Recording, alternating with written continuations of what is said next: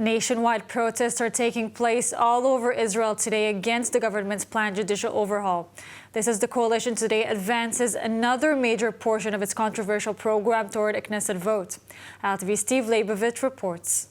Midday, the peaceful protests at the Kaplan intersection in Tel Aviv evolved into chaos, with police clashing with demonstrators who were determined to block the Ayalon highway. Police fired dozens of stun grenades at the protesters. A police spokesman said the step became necessary after protesters threw stones at police and broke through barriers.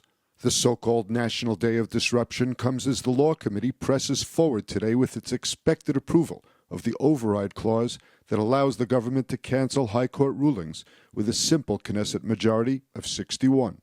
The protests took place even as members of the coalition are hinting for the first time that they may be willing to pause the moves for judicial overhaul to allow for discussions with the opposition.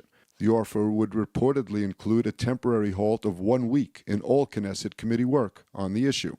During the course of the day, there were reports of scuffles between police and protesters. Arrests were reported. Train and bus service was disrupted. Parent and student groups gathered outside schools and universities to protest around the country.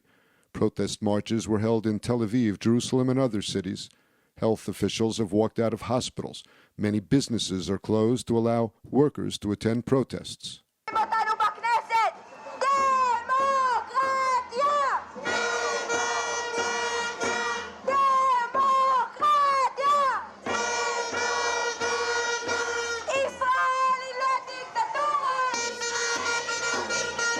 To demonstrate, to preserve and protect the vision of my grandfathers who came to the state of Israel to establish a state that is built on freedom, equality, and justice.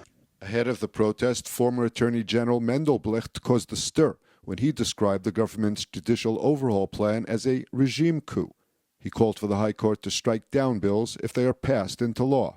If heeded by the High Court, this could lead to a full-blown constitutional crisis between the government and the judiciary.